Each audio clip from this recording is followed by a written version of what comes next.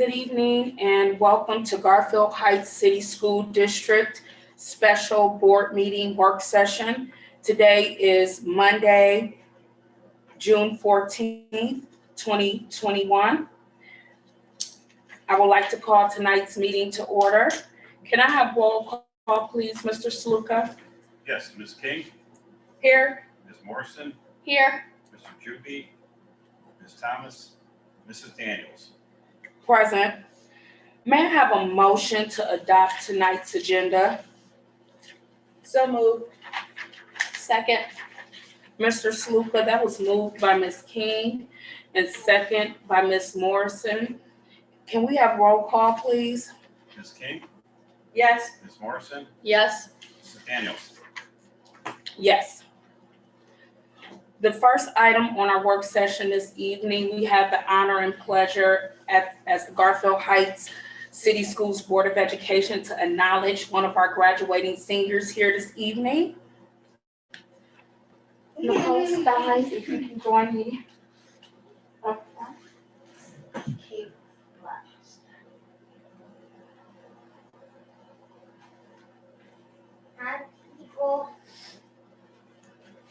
Nicole, on behalf of the Garfield Heights City School District and Board of Education, we would like to congratulate you for meeting the requirements for graduating as the class of 2021.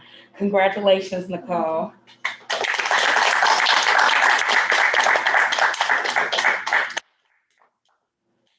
One more second. Congratulations and good job. We are very proud of you. Yes.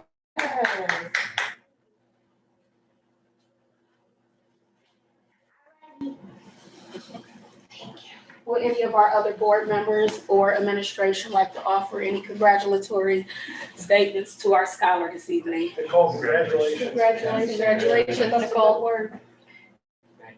Thank you. Yeah.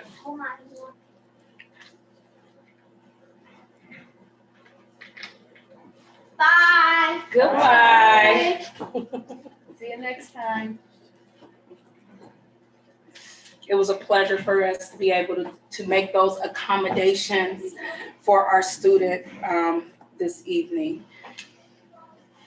The next item on our agenda this evening is the public hearing on retire, rehire employee.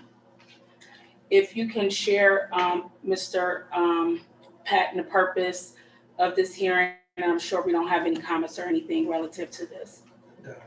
I'll do it, that's okay. Ms. Daniels, I'll take it. Go For a retire, rehire employee, an employee is retired under a public pension system.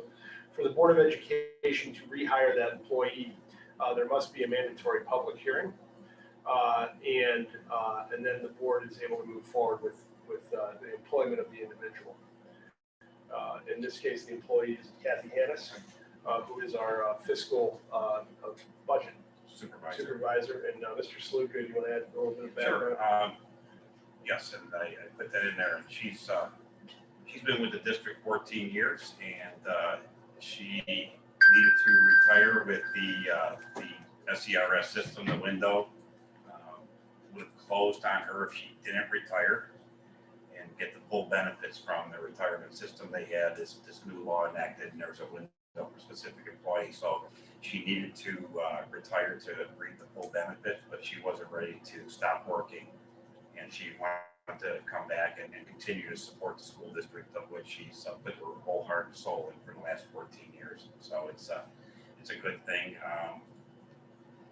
Fiscal department, especially the payroll side of it, is in the continuity of continuing the payroll portion of it is a benefit to the school, especially when we went to a new redesigned accounting system. So we're happy that she's willing to stay on and work at least for another year to help transition maybe to a new payroll person. And following up with Mr. Henke, the law was changed, I think maybe around 3 or 4 years ago, as rehires got more popular in the school district, and more people were saying that they never really had a chance to comment on that. So the state legislature decided to make it a little bit more difficult for districts to retire, rehire, because I don't know why, just because that's what they do. So that's why there's the procedures to first put the notice out, then do the hearing, and then do the hiring. I'm not sure if there's any other public entity that has to follow the same rule as the school districts do with this. Okay, thank you. Sure. And this hearing is also based upon our school board policy. And if we have no public comments relative to the recommendation based on this hearing, we can close this session of the hearing. Do we need to take a vote to close the session or just It's just, close? just hold the hearing, right? Okay. No comments. So just please allow the records to show that the hearing was held for the Board of Education this evening. Our next item this evening, we have the pleasure of having Michael Corey come before the Board of Education. If Mr. Hankey would like to make an introduction. Well, most certainly. Thank you, President Daniels. Michael Corey and his colleague Chris Pelfrey work with the ESC of Northeast Ohio. We had the pleasure of engaging with him to do an equity audit of data in our district. And it really is, it happened at a fortuitous time that this was given, we could access this because we were also completing strategic plan with an equity pillar. So it really went hand in hand with what we were doing at the time. Mr. Corey has presented his data to the staff initially, and we wanted to bring him from the Board of Education to kind of give that board governance 500-foot view for you. And he has agreed to do that. And you have a copy of his presentation in front of you. And obviously for the folks at home, we have the presentation behind it. So Mr. Corey, I hope I did you justice. I thank you for all your help, and please take it away. Thank you so much. I just want to thank the board for giving me some time to talk about the work that we've been doing. Mr. Hankey and his team have been excellent to work with, and not only facilitating the logistics of obtaining data, but also facilitating those conversations about what that data means to teachers and education professionals. So that's been a real pleasure to work with them. As Mr. Hankey mentioned, I'm only one half of the team. Chris Pelfrey is my colleague at the ESC. He's handled more the content professional development side of the equity conversation. I've been handling the data side of that conversation. And so with our powers combined, we can have some great outcomes from the equity audit process. Just to give you just a very brief overview of what the process looks like. It's very dependent upon what's appropriate for the particular school district we're working with. So even though we'll be working with several school districts in Northeast Ohio, not every step looks the same for every school district. So the one step that probably is the same is starting with the equity audit itself, which is really, as the name suggests, an audit of what is. It doesn't really seek to attribute reasons or identify causes or really identify solutions in the audit itself. It's really that starting point that we can then have some common conversation about what's going on in your particular school district. So if that was phase one, phase two really is then, okay, based on that audit, based on our findings, what can we do next? So that really, working with Yolanda Hamilton and the diversity folks, that it really that's some yeoman's work, what we do next. So that's phase two. What that looks like is going to really take shape as you move forward with that process. And then phase three really talks about how do we use this data for long-term change, longitudinal change. What role does an audit play in the future? Audit is just a measuring stick, right? So we want to look and see how do we measure progress throughout our work in this area. So as I mentioned, this is really important so we can have some great conversation and really have some meaningful dialogue out of this, is what an equity audit does and what it doesn't do. So an equity audit does identify past current trends. It talks about past and current outcomes. It allows us to make some apples to apples comparisons between various student groups or various data sets. It also sets that table for meaningful conversation. It doesn't really identify causes or reasons behind the data. It certainly doesn't assign responsibility or blame for areas of concern, and it doesn't identify solutions. But nevertheless, it's an important part of that process. And this is a pretty common graphic. I've just included this because I think it really helps If you treat the symptoms, dandelions and I are in an epic struggle in my yard. And so here is, you treat the symptom, but unless you get that underlying cause, it's just going to keep coming back. So that's that next step in the process. We looked at a variety of different, as Mr. Hankey suggested, I want to be concise with what I share with you. So this is a truncated version of what I shared with the staff and worked with the team, just to give you an overview. So I'm not going to go into as great a detail, but I want to give you a sense as far as the different areas that we measured. So one of those areas was enrollment. One of the things that's really important with enrollment is that demographics change over the period of time. Oftentimes demographics in a school district will change in a disparate way with the staff changes. So sometimes you may have staff that come on and stay in a district for 10 years, but the population may change during that time. And we're not always in tune with how that happens. So we looked at enrollment. We looked at enrollment across a number of different domains. We looked at race, certainly, but we also looked at socioeconomic status, special education, homeless status, and so forth. And so here you can see I took a 10-year time frame. How has the district changed over the past 10 years? And you can see that the Black non-Hispanic population has increased, and that the Hispanic population, the white non-Hispanic has decreased. And there's really two different ways to look at that. Probably that bar graph in the bottom right of your paper there is probably the best way to look at that. Is over the past 10 years, we've had about a 25% shift in the demographics of the district. We also looked at, for example, homeless status. We looked at economic disadvantagement. We looked at students with disabilities. And you can see in each one of those graphs that you have some big jumps sometimes. That's why I look at trend data, because any one year can have an anomaly. I think what COVID has taught us is that one year can really be wildly different than another year. So here you can see the homeless status has decreased. Students with disabilities has increased somewhat. Economic disadvantagement has also increased on the order of 20% or so over the past 10 years. Student attendance, so we looked at attendance rates. So here, for example, we can see this is a shorter time frame. I only took a 10-year time frame for enrollment. Everything else was 3 or 5 years. Oh, by the way, if you have questions or want to stop me, please do that. I don't want to feel like I'm rushing you through this. So the attendance rate, you can see that the attendance rate overall for all students has stayed relatively stable and is relatively similar for all students, with the exception of Asian students. But the caveat I would offer here is that, for example, in this case, the Asian population is a very small percentage of the district. So the difference of 1 or 2 students can really move statistics pretty wildly. This is another area that I thought was interesting. I have a background as a high school principal, and I think which has helped to give me some context around some of this data. And one of the areas of concern for me in my experience has been unexcused absences. When students are absent from school without an identified reason, it's of course an area of concern. Students aren't in contact with the school district and its resources. So here you can see the blue bar represents the percentage of unexcused absences counted in days over the past 5 years. And that is a comparison with the percentage of the population. So we would expect that students, for example, the Black non-Hispanic population makes up about 73%. That's a 5-year average of unexcused absences, of the population. They account for about 83% of unexcused absences. So of course, you have a difference here, and that's made up, you can see, mostly in the white non-Hispanic population.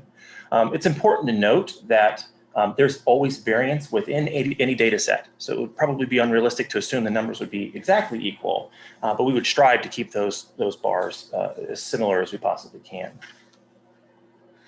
Here we have special education. You can see the rate at which students miss school with identified special education status, that's IEP N504, is overall lower.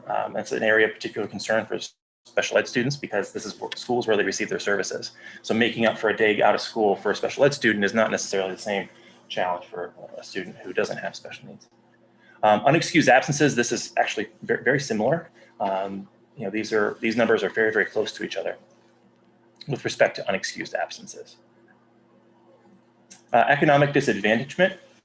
So you can see that overall students are identified as economically disadvantaged, have a lower attendance rate.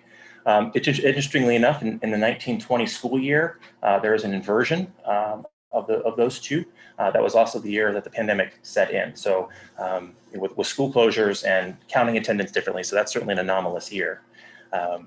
If we look at unexcused absences, something very similar happens, where you have the numbers are similar to each other. There's certainly not a large gap, between the proportionality of unexcused absences to economic disadvantagement. We also, an area that was certainly significant was the area of student discipline. At what rate and for what reasons are students identified or have received discipline? Something that's important that's of note here, that I think context is important, is that a few years ago, House Bill 410 changed the nature of how we suspend students at the elementary level. So that, of course, impacts the numbers that are involved here. We can see, for example, this is the number of days that are put out of school. That's different than the number of incidents.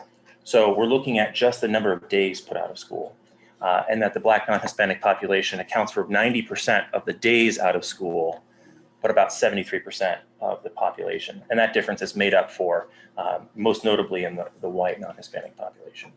It's important to note here that I looked at numbers of days out of school, not incidents. We had to draw boundaries on the equity audit, otherwise we would never get it done. So I just looked at numbers of days, but some further questions I might have are, well, what types of incidents are leading to this? I provided to Mr. Hankey and his team the raw numbers and the charts and the things that go behind this. So that data is certainly available to you if you're interested. This is simply the summary statistics that goes with it. We also looked at numbers of days with economic disadvantagement. So you can see that the blue bar represents out-of-school suspension. The red bar represents in-school suspension, which are pretty similar here. The gold bar, the yellow bar, represents the percent of the population relative to that particular subgroup identification. So you can see that students that are not economically disadvantaged are suspended at, or the numbers of days they account for is less. I do have a question. Yes, ma'am. Although you interpreted this data here, the data the district provided, could we possibly use it to pinpoint some other areas? Like if we really want to kind of narrow down what school is receiving the most suspensions, all the way down to possibly grade level, you know, where we can target programming and interventions if we see where things start to accelerate with students.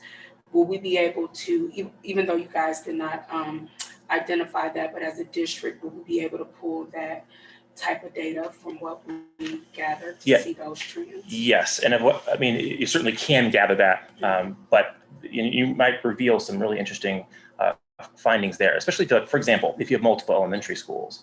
School districts are very rarely homogeneous groups of people. So different parts of districts may be different depending on how schools break down. So you can look at, for example, elementary as compared to another elementary school or grade level.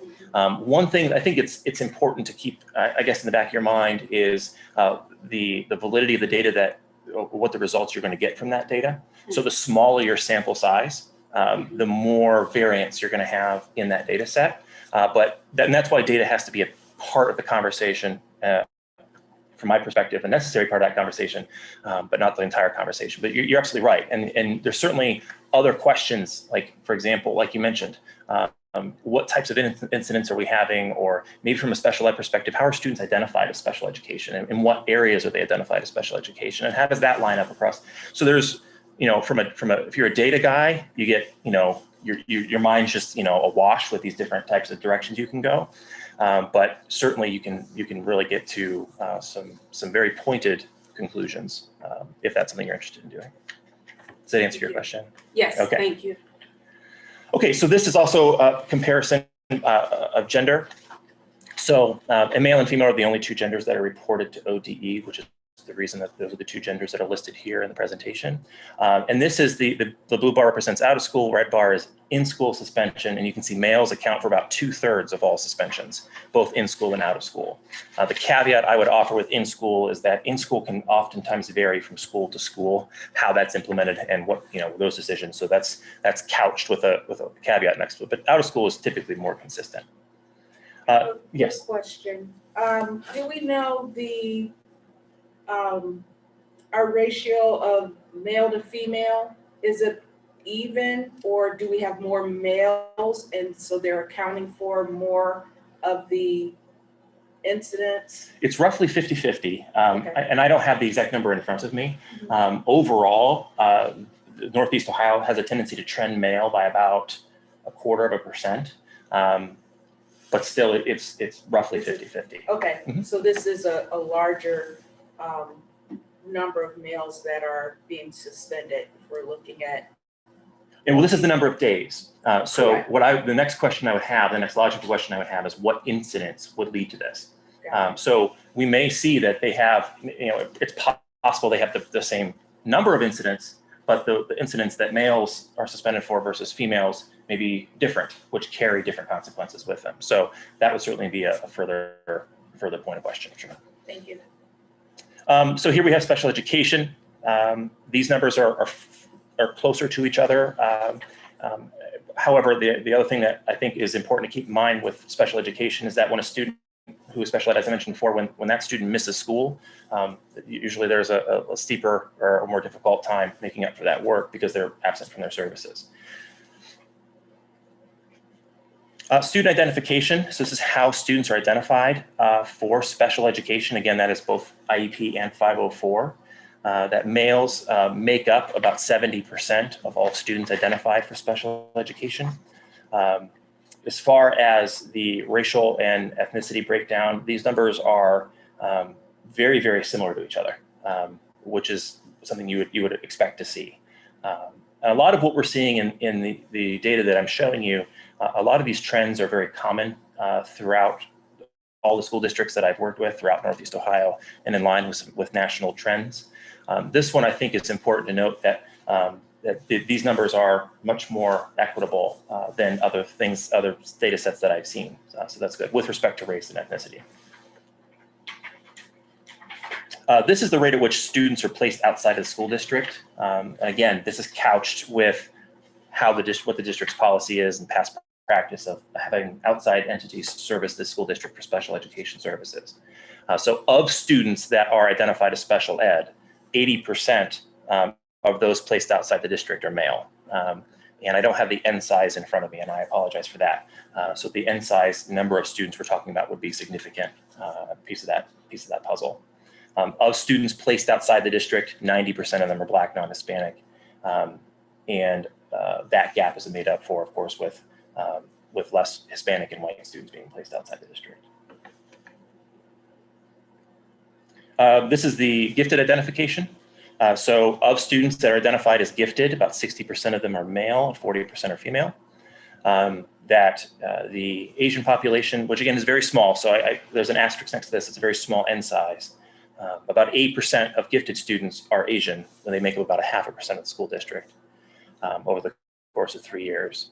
The Black non-Hispanic population makes up about 35% or so of the gifted population, but about 75. And you'll see variance in some of these numbers. This is a 3-year time frame as opposed to a 5. So some of the population, depending on the number, the sample years, may vary.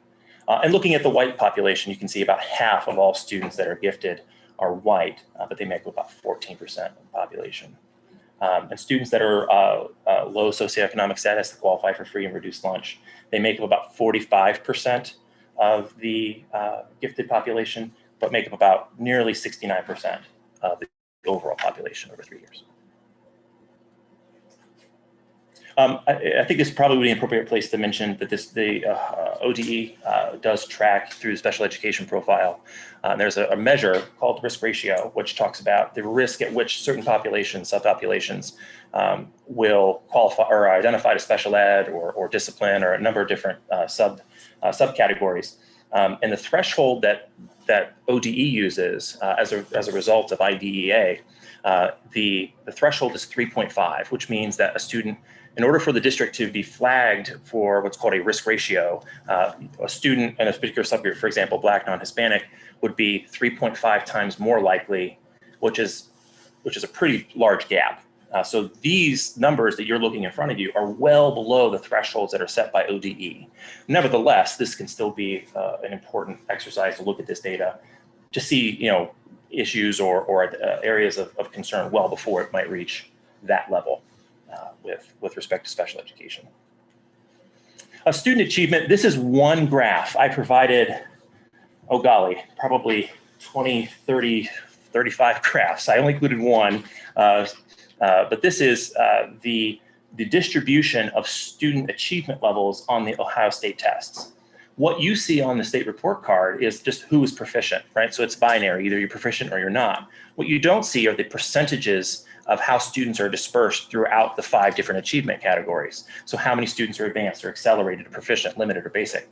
So this shows a spread of how students are spread out through those achievement levels. So Ms. Daniels, you mentioned looking at specific buildings or grade levels. This might be a valuable, this is district level. So this might be valuable to say, okay, looking at particular grade levels or content area, maybe if it's middle school or high school, how can we use this then to inform be part of that conversation for achievement? So here you can see, for example, the blue and the red bars represent accelerated and advanced, and the green and the orange represent limited and basic. And yellow, of course, is proficient. So you would expect to see similar sized groupings across the different populations for how students are dispersed across achievement levels. What could this be an indicator for? This could help be a part of the conversation. For example, advanced coursework. How are students participating in any sort of advanced coursework, which can then be reflected on the state assessment. Staff and student comparison. So this is just one measure. This is the racial and ethnic makeup of the school district employees as compared to the racial and ethnic group making up of the student body in the school district. And so you can see it's almost an inversion between white non-Hispanic and black non-Hispanic. Not quite perfect, but pretty close. And then community survey. So this part I thought was very fascinating, and there's probably a million different ways to look at this data. So of course I just had to choose the pie graphs because those are probably the easiest to look at, but there's certainly more rabbit holes you can go down to have more conversation. So this is, I only selected some of the responses. You had a 271 respondents take a self-select survey. That's terrific. I think it was paired with Black History Month in February and part of that parent communication. So, that's certainly commendable to have that level of response rate to a survey.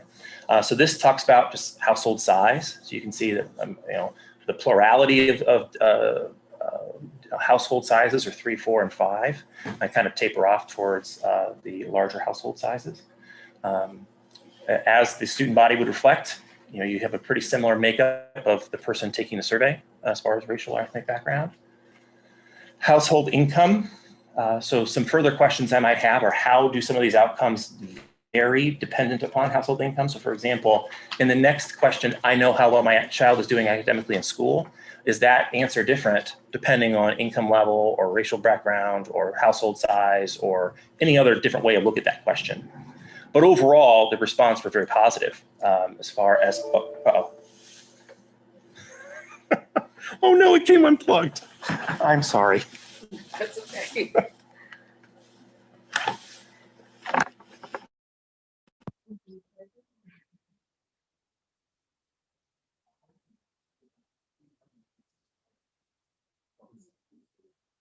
I ruined your whole board. Yeah, I apologize. No, it's okay. And prepared, I have a hard copy. Oh, thank you so much. Back up, just I had a backup and a backup and a backup. From page 7. Are we back live? we are not. Yes. So we just need to- Oh. I put- Yeah. Sheet and I just took it That's out. okay. It actually worked out perfectly. Give me time to